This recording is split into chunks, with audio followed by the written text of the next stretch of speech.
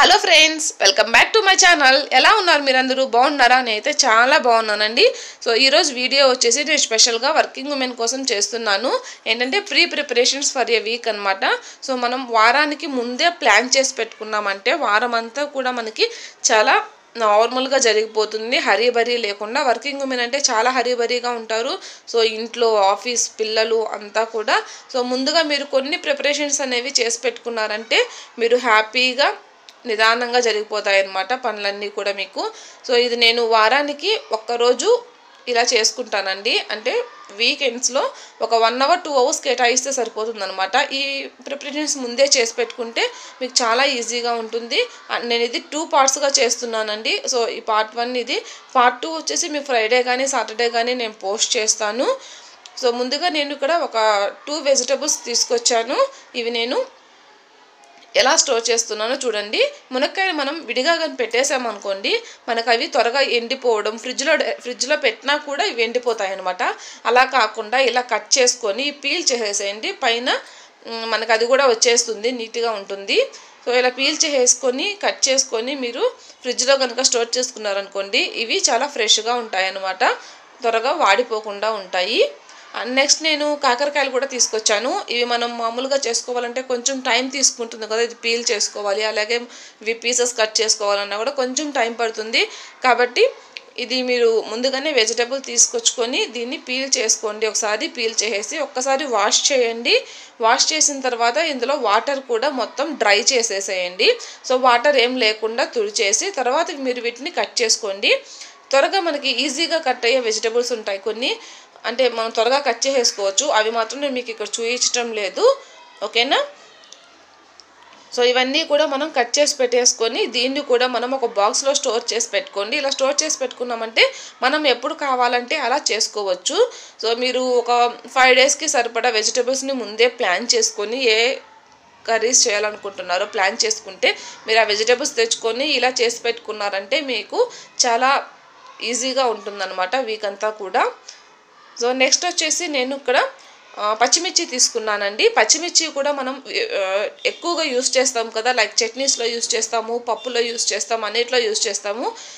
కాబట్టి ఇది మనకి త్వరగా పాడైపోతాయి కూడా పచ్చిమిర్చి. అలా పాడవకుండా ఉండాలంటే వీటి రూట్స్ తీసేయండి. తొడిమలు తీసేసి ఒక్కసారి వాష్ చేసుకొని నీట్గా తర్వాత మనం ఇలాగా డ్రై చేసుకోండి. ఒక కిచెన్ టవల్తో కానీ లేకపోతే పేపర్ మీద అయినా వేసేసి డ్రై చేసేసుకోండి.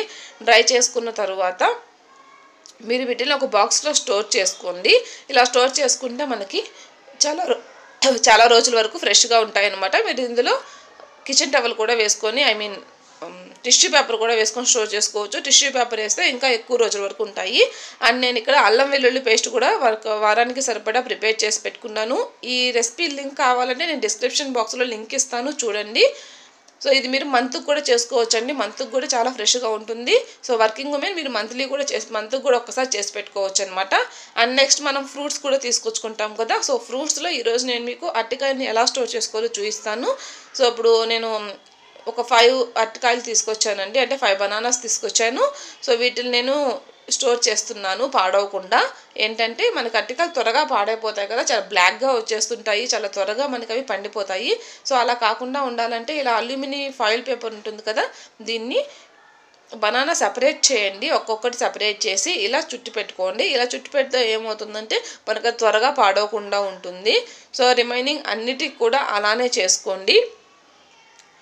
సో ఇది నేను కొన్నే చూపిస్తున్నానండి. దీంట్లో ఎక్కువ లెంత్ కాకుండా షార్ట్ వీడియోస్ చేద్దాం అనుకున్నాను, అందుకని దీన్ని నేను పార్ట్ 1గా చేస్తున్నాను. నెక్స్ట్ వచ్చేసి నేను మీకు పార్ట్ 2గా వస్తుంది.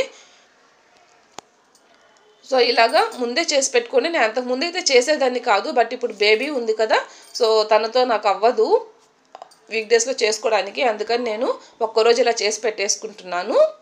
సో నెక్స్ట్ వచ్చేసి ఎగ్స్ అండి. ఎగ్స్ మీరు చూస్తున్నారా, ఏమీ లేనట్టు కనిపిస్తుంది, చాలా బాగా కనిపిస్తుంది కదా, లైటింగ్ వల్ల అలా కనిపిస్తుంది.